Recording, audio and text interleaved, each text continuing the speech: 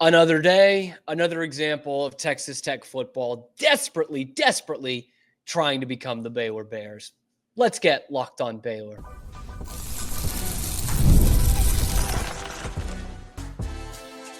You are Locked On Baylor, your daily podcast on the Baylor Bears. Part of the Locked On Podcast Network, your team every day.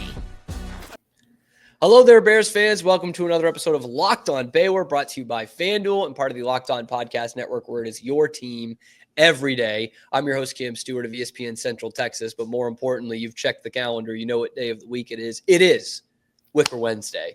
Sydney Wicker coming off a massive Thanksgiving celebration, a massive birthday celebration. Happy birthday to you, Sydney. How is this past week been? Like the best week of my life. It's kind of been that way for the past, 4 years now. I'm just really lucky. So I asked the Baylor Nation to cheer for my team this weekend, and y'all came through big time. So thank you. If that costs us a big win, I swear to God, Sydney. I gave you a win back. It was fair. I'm okay with it. It's Tom Brady's alma mater. I will allow it. So I'm cool with it. And I have argued that Baylor should have a true rivalry game on rivalry week. There is that argument that hey, it's never going to be, why would you put it up against Michigan, Ohio State? And I'm like, it's never going to be that anyway. So why does Arizona State do it? Who cares? Anyway, that's in the past. We're looking towards the future and the immediate future. And once again, Texas Tech and Baylor in the crosshairs. They do it with coaching staffs, with players, and now with headlines during the early days of bowl season. It's been a wild week at Tech. Joey McGuire calls out Kirk Herbstreit, rightfully so.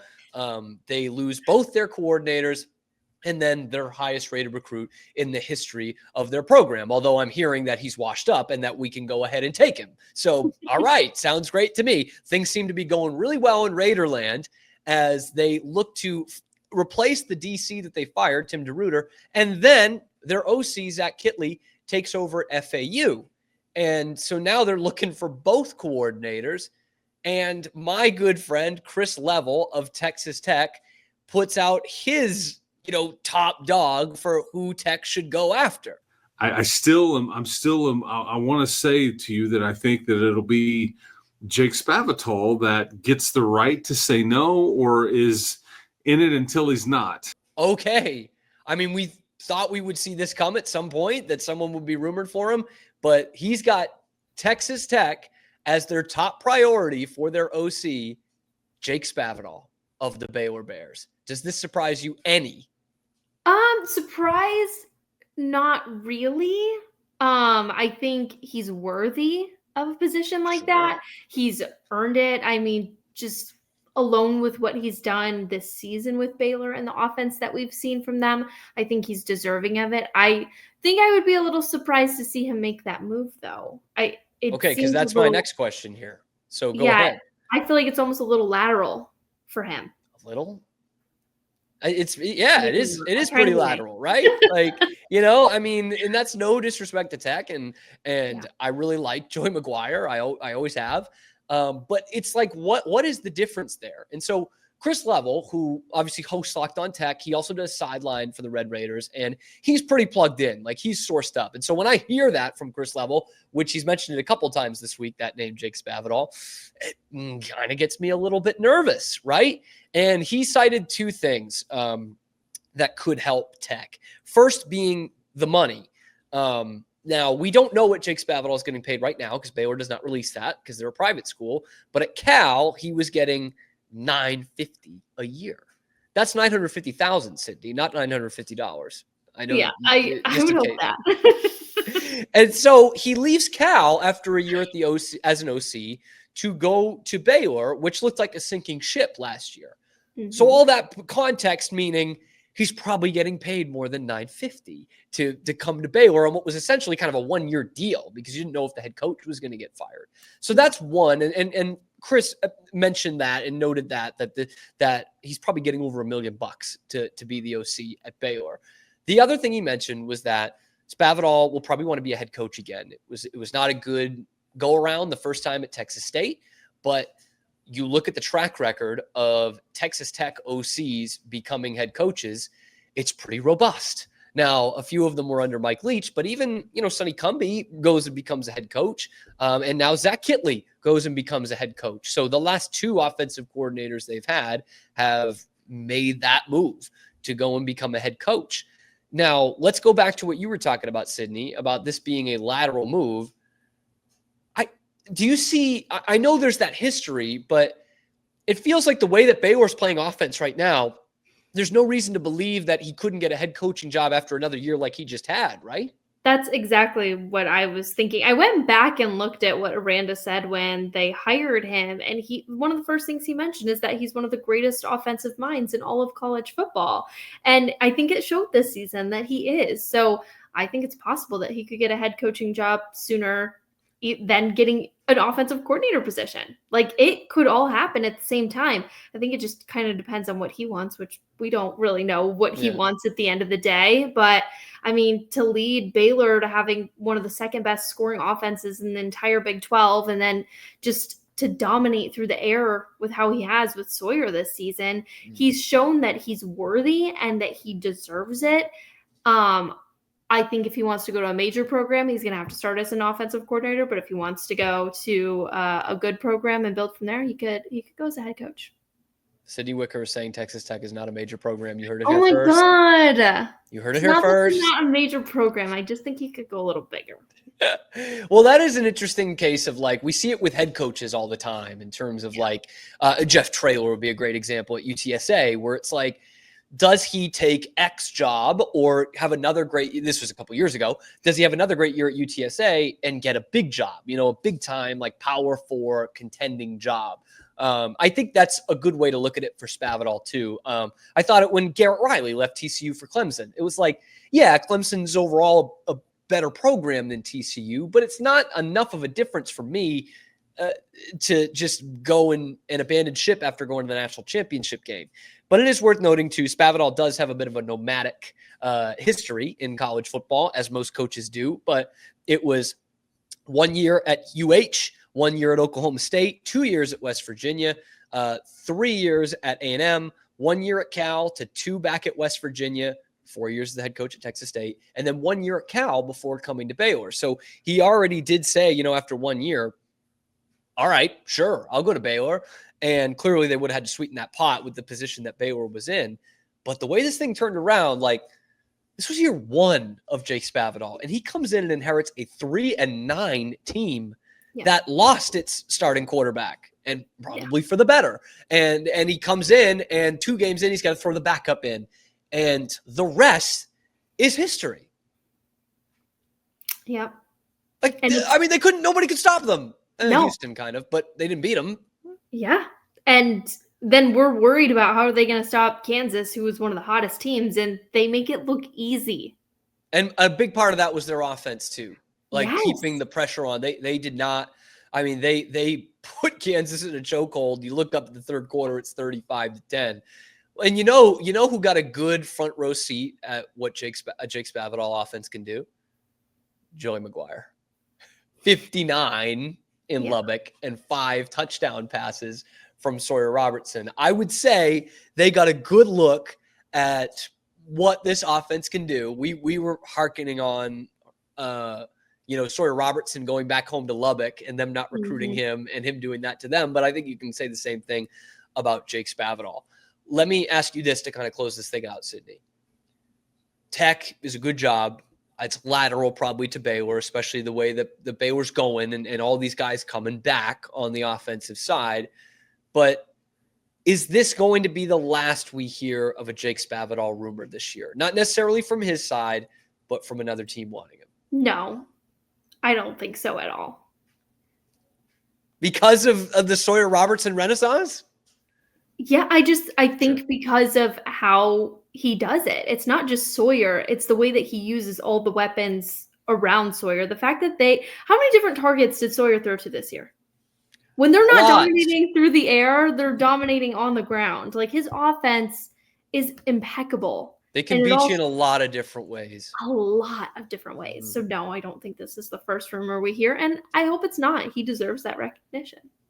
And the quarterbacks he's worked with, by the way, we mentioned it a lot last year leading up to his coming to Baylor, but Geno Smith, Johnny Manziel, might have heard of him.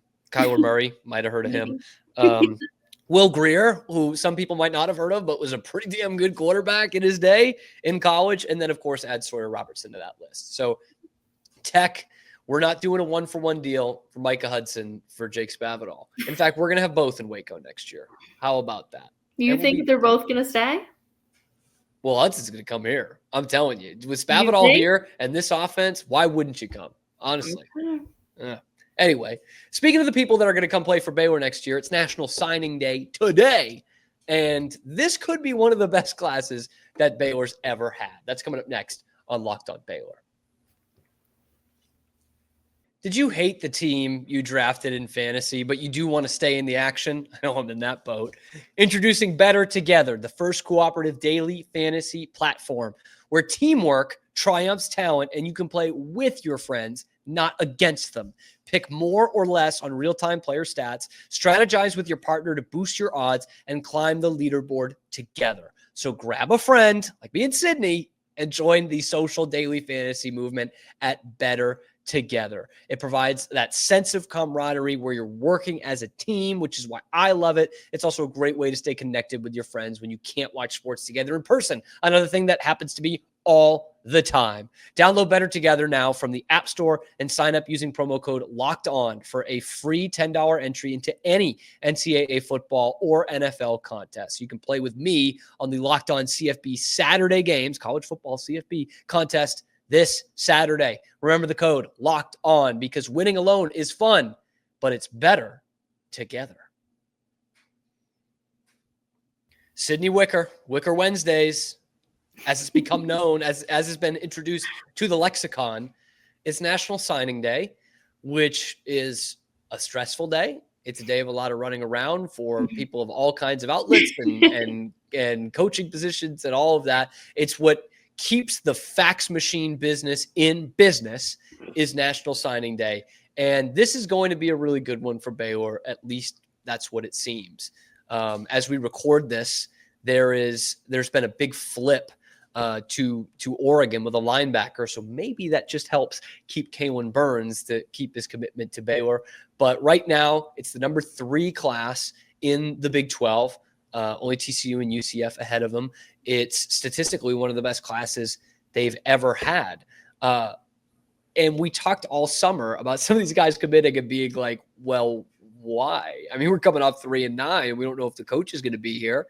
Flash forward after 2-4, it's 6 wins in a row. That's got to help, right? Oh, of course. Who doesn't want to come play for a team who's winning? Like your whole job when you're in high school is to try to win a state championship. That's what you want to accomplish. No matter what, in the summer, you wake up and you're asking yourselves, what are we doing to get to that point, to play, if you're in Texas, in Jerry World at the end of the season, you know? And when you come to college, it's the same thing. What are we doing to try to put ourselves in a position to play for a national championship? What are we doing to play for a conference championship? So being able to be a part of programs like that are great. And when you see a program who wasn't great, but found a way to be good and end the season on a high note, how do you build off of that? And how do you be a part of the cause that makes that team better? And I think it's contagious. Yeah. Because Baylor is going to be in that conversation for the Big 12 championship next year. Like, let's make no mistake about that. And we'll get to that hype later on in the offseason. But this is also, we kind of heard what you talked about at the end there. We kind of heard that with some of the recruits that committed in the summer in terms of, let's change this. So yeah, they went 3-9, but let's be one of the reasons they go 9-3 and 11-1 and compete for championships. And now that's laid out right there for you. Like, yeah, I mean, they've kind of already started that, but this is a team that brings back a ton. And we're going to be talking about this for months and months and months, probably the OC as well. But Sawyer Robertson and Josh Cameron, Michael Trigg can come back. Obviously, both your big-time running backs are back. You've figured something out the last couple of weeks defensively. And all of a sudden, there is stability here. In October, we were talking about blowing this whole thing up, and there was going to be no stability and no recruited class, and who knows what they're going to get for a coach. All of a sudden, Sydney, this is a pretty stable ship. Yeah, and a confident ship. Like, why would you not want to be a part of something that is good? Like, I think about Michigan. We knew it was going to be a rebuilding year over there. And next year, I still don't even know. I'm hoping it's going to be a good year for them just personally, but that's my own hot take. But Baylor's put themselves in a really good position. And it's exciting to think about guys that can come in and be a part of that. I mean, just looking at what Bryson did alone in this season. So you have great guys that you can learn under, but you also have an opportunity to be a part of something and to do something that's going to be huge. And you talked about that hype. My biggest question when Saturday's game was over is, what is this team capable of next year? Like, there's so many pieces that can come back. Yeah. And I'm excited about that. And like this, I know you don't play for another couple of weeks in the bowl game. And then after that, you obviously don't play until September, but 6 wins in a row or 7 wins in a row, that does a lot for a team. Like that does help out a ton. And we talk about this class a lot from the skill positions, guys like Taz Williams and Edward Griffin and Michael Turner. There's some big-time defensive guys too. Cameron Morgan, I watched play here at Waco ISD a couple weeks ago for South Oak Cliff. And there's even one that you're familiar with, actually, from our area, Jackson Blackwell from Lorena, adding to that Lorena to Baylor pipeline. We see Jaden Porter on the team now. We saw John Henry years and years ago, one of the probably the greatest player ever to play at Lorena. So Jackson Blackwell, you are at the signing today. Yes, 3-star guy. You said adding to the defense. I love knowing like Aranda's touch to that. Like, I think that's really fun. Like, you get to play for a guy like Dave Aranda, the head coach, is looking at you specifically, just seeing how hands-on he's been with the defense this last season. That's got to feel pretty good for a guy like Jackson. So excited to see what he does. I'll be covering his signing today and getting to see all the excitement and talk to him. So if you want to hear that interview, I'm going to throw in my pitch of watch it on KCN. There you go. Download the 6 Plus app where you can also watch Locked On Baylor. And some of the best damn local sports coverage, I gotta say, KCEN Channel 6. That's not just blowing smoke. That's for real. And this is someone I got to see play this year, by the way, Jackson Blackwell. I don't think he's going to flip. He posted that picture a couple nights ago of him in his Baylor gear at like age 5. So that is like a match made in heaven. For those of you not around the area, Lorena's right next door. And Jackson Blackwell's a monster. He's one of those that you can't even look at the stats, man, because he played a couple of different positions on the line. I mean, he was getting double teamed all the time. Unfortunately, not a great Lorena team this year. So he got a lot of the attention from the defense, and he was still getting his. He's also got a brother, by the way, who is a freshman at like 6'6" tight end. So that's a name to keep in mind, Sloan Blackwell, a couple of years down the line. Okay, that Lorena pipeline could still be piping hot, but it's pins and needles, Sydney, on this day, because we remember 2 years ago at the 11th hour, Austin Novosad, who was going to be one of the biggest recruits in program history at quarterback from Dripping Springs. Some Baylor fans don't even say his name anymore. He all of a sudden flips to Oregon, sight unseen, and he's just been there with the Ducks the last couple of years, just wearing a uniform and getting a lot of money. So it's still like this National Signing Day, man, in this era with the money they can throw at you, it really like is not over until it's over. Exactly. Until they're on campus wearing that jersey for the first season, like, you really can't be safe. I think I will always be a little bit scarred for life because I was covering the Travis Hunter flop, which was one of the biggest ever. I was in Mississippi covering Jackson State when that happened. And then I went to cover Florida State the next year, who of course didn't even want to say his name. So that just alone is like one of the craziest things that I personally have dealt with. I'm hoping for not a lot of madness today. Let's keep it easy, y'all. Just, you know where you want to go. Stick to it. No judgment. Yes. No for you. Just keep it easy. Let's keep this solidified, man. Kamora Morgan and Taz Williams. Let's get Caleb Burns to make that commitment. Let's get Rhett Armstrong, the number 1 kicker in the country, and a friend of the show who will be committing today. So let's keep this simple. One guy who cannot keep it simple, for better or for worse, and through a lot of his tenure, it's better, is Dan Hurley, the coach that Scott Drew will be facing off against tonight. You didn't think we were going to mention the Baylor UConn game? We are. That's coming up next on Locked On Baylor. Today's episode is brought to you by FanDuel, America's #1 sportsbook. Right now, new customers can bet $5 and get $150 in bonus bets if you win. The FanDuel Sportsbook app gives you everything you need to place live bets on the NFL all in one place.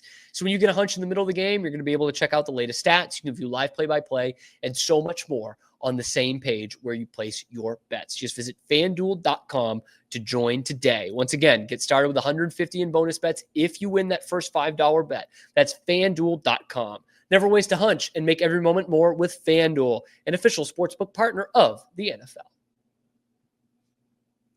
Well, some would say, Sydney, UConn is already done back-to-back-to-back this year. Oh, you meant 3 straight national championships? I meant back-to-back-to-back losses in Maui, 3 straight days, and the world is collapsing around everyone in Storrs, Connecticut, and no one wears it more on their sleeve than Dan Hurley. So I posed the question to you last week, 2 weeks ago, about Rick Pitino. He was that guy who is gonna shake your hand and tell you how good a game you had, and then he's gonna go into the media and talk about how you screwed him over. Dan Hurley is going to put on Broadway level theatrics during a game, but then as that buzzer sounds when he loses, he's gonna pick his head up, he's gonna shake your hand and say good game. You said you would rather have Dan Hurley. Are we sticking with that? I feel like I have to. Good. Stick with that. That's a good answer. It's subjective, but I think it's a good answer. I think I have to. I don't like what he had to say though. Yeah. So Dan. Come on, I am an emotional person. Anyone who has watched a game with me that I care about will know, and I know it's the same case for you, Sydney. People will think we're crazy, like legitimately crazy. And Dan Hurley, man, I think I said this last week, but like I almost don't know what he's gonna do if he actually gets to the refs. Like people are holding him back. I'm like, is he gonna maul these refs? Like he is nuts. And he has been open about mental health in the past and the battles that he's had with it. But this is an intensity thing. Like this is wild. And the Hurley family, of course, is familiar with this. His dad is probably the greatest high school basketball coach ever.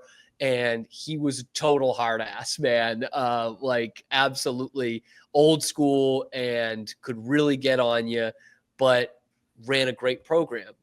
Bobby Hurley, same thing. The battles with him and Leitner at Duke were crazy, but he ends up being stand-up guy, just like Bob, just like Dan. But the Hurleys don't often make excuses. And that's what Dan Hurley did earlier this week when talking about the dreaded Maui Invitational. Maybe that I'm not doing another 3-game MTE again, and that moving forward we will only play home and homes and single game events in big time arenas. I don't think I'll ever do a 3-game MTE again, unless I'm not coaching here at some point somewhere else. There's zero chance I'll do that again. Give me a break, Dan. Where did the Maui Invitational hurt you? Okay, other teams do it every year and they have no problem. In fact, you do these November tournaments all the time. Everyone does, and you just won back-to-back national championships. And now, Sydney, it's like, well, we're not doing that again. Come on. It's a little dramatic. Let's be Shocker. real.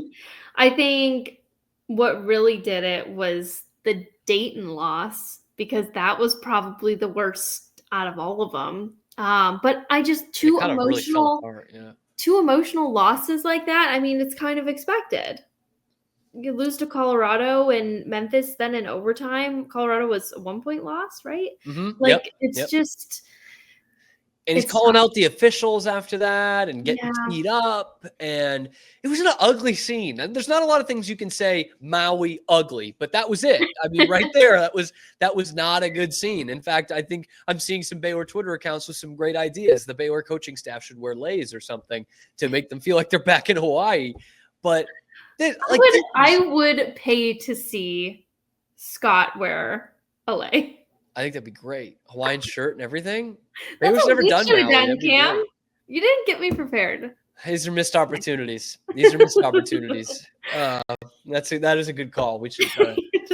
I think we've had so much turnover in great college basketball coaches the last couple of years with Roy Williams and Mike Krzyzewski and Jay Wright and Tony Bennett now recently at UVA is out, and so there's a mantle to be had for the biggest crybaby college basketball coach in America. I think Dan Hurley is running away with this. That's very strong. I don't know if I agree with that. You don't get to say Tom Izzo. That's too biased. You don't get to say it. I'm sorry. That's really rude of you. Who else would you put up there? Oh, I don't even know. See? Okay, I guess you're making a case, but I mean, you could go the Patino route. We talked about it last week. I mean, he's still going to do that stuff in the media. Yes. I don't feel like we see this side of Dan very often, of him crying the complaining part afterwards. Yes. So that's kind of why I just defend it a little bit, but it's give him the benefit of the doubt there. A little bit. Yeah, I have to. I'm sorry. All right, but the point. And he knows this, and that's why he's played in tournaments like this before. You play these big games early on to prep you for March. Everybody knows that. You go into these environments, you play these tournaments, you want to play good opponents to test you for when the time comes in March. And sometimes you fail, and that's supposed to help you. Cannot go. Being undefeated in basketball hardly ever happens. You play too many games. There's always going to be room for error. It's not realistic to go on a run like that and be perfect every single time. But when things don't go your way, you have to figure it out. You are the head coach for a reason. If you're losing these close games, if you're losing in overtime, if you're getting kind of spanked by a Dayton team, that's some self-evaluation you got to do. Could you imagine if this guy was coaching the Lakers right now? No. That was very close to happening. It was very, very close. Yeah. And he wanted to stay for another natty, and we can see how things are looking. And, yeah, I mean, we'll see. We'll see about it. I think they got a strong team, but that was a bad week, man. Super. And you know what? Scott Drew did not say we're not doing road games again. We're not doing road neutral site games again. He didn't say, after getting blown out by Tennessee, he didn't say, we're not doing these tournaments again. No. Sometimes it does, like you said, it doesn't go your way, man. It doesn't work. This is going to be an interesting one tonight. Baylor's not played in a week. They go up to Gamble Pavilion in Storrs, Connecticut. Awesome place to watch college basketball. And they face the two-time defending national champs who already did get the get-right game against Maryland Eastern Shore. So does that mean they're not as pissed off? Does that help Baylor that they had a game in between? No, I think UConn's coming in pissed. Well, I think what will help Baylor is that Alex Karaban is not playing in this game. That will help them for sure. But I think I worry a little bit about Baylor just being off. But I hope it's a good game, and I think it will be. I hope it is. But I think UConn's going to be really mad. Probably, yeah. And I cannot imagine what practice was like for them this last. And this is the good thing about Dan Hurley, and he used it a lot last year, and it was kind of like, what are you talking about? And that is the innate ability to make your team believe that everyone's doubting them at all times. And I'm not knocking that. That's a great trait to have. But now they are knocking him and knocking them and saying they're not going to three-peat. And saying they shouldn't even be ranked like that, and that's reasonable, by the way. That is legit doubting right there. And so he'll get to use that for this game. And Karaban not being in there is big. I mean, that's 16 points a game, 47% from three. I know it's early, but still, that's pretty gross. That's someone it sounded like a lot of the UConn members of the media thought was going to be back. Definitely Mark Zanetto of Locked On UConn, who I really like listening to because he's a great college basketball guy. He thinks that was going to be the case, that Karaban was going to play. Looking at this from the Baylor standpoint, I think this is almost like a reputation type of game. And what I mean by that is if you win this game, it's like, oh, shoot, man, here's Baylor. This Baylor's back. Like this, and you'll see all the graphics about how consistently good they've been the last 5-6 years and how only Kansas has more wins in that span and yada, yada, yada. You're going to see a bunch of that. And they'll deserve that because that would be a big-time win.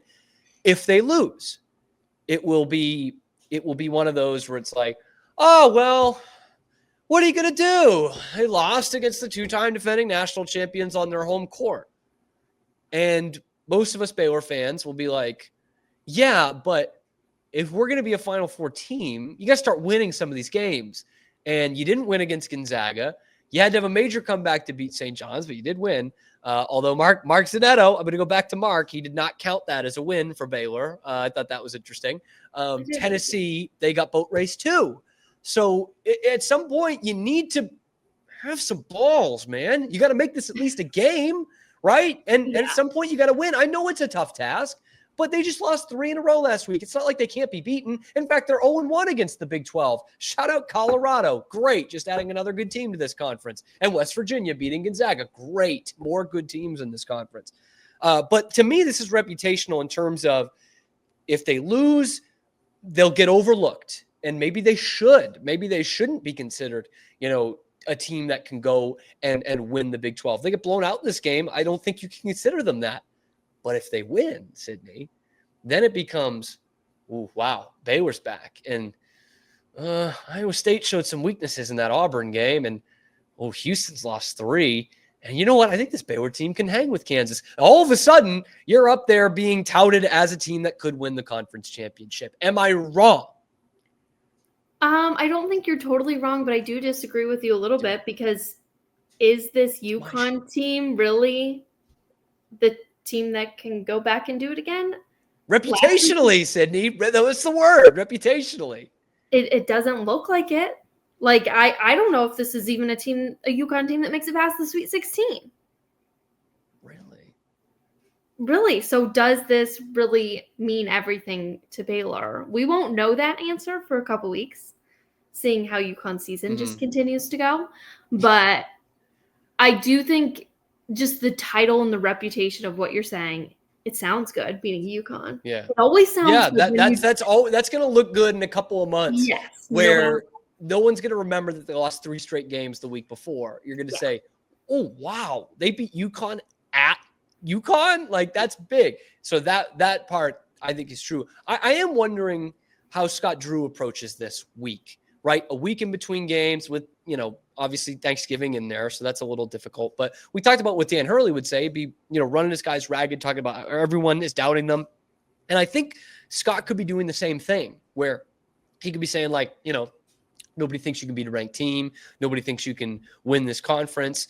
And you're going to go up there. Nobody's going to give you a shot. We're not going to have any fans in the stands. My dad can't make this one, unfortunately. He did for the women at UConn a couple of times. But you can use that. I don't know if it's in Scott's nature, which is fine, but I think he could be using that too.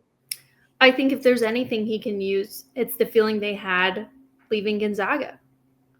Yeah. That's what it's going to be like. This is like the best matchup to compare it to. Mm-hmm. So I think you take lessons from that game and you apply it. That's what I think Scott's doing this week is looking back at that, watch it again. Watch what happened, how we reacted. Now we get the chance to respond in the way that we want to. Mm. I think if I was Scott, that's what I think he's doing, actually. I don't think I know him that well, but I feel like I know him good enough to think that's how he's going about it. I hope he is. You going to pick a winner in this one?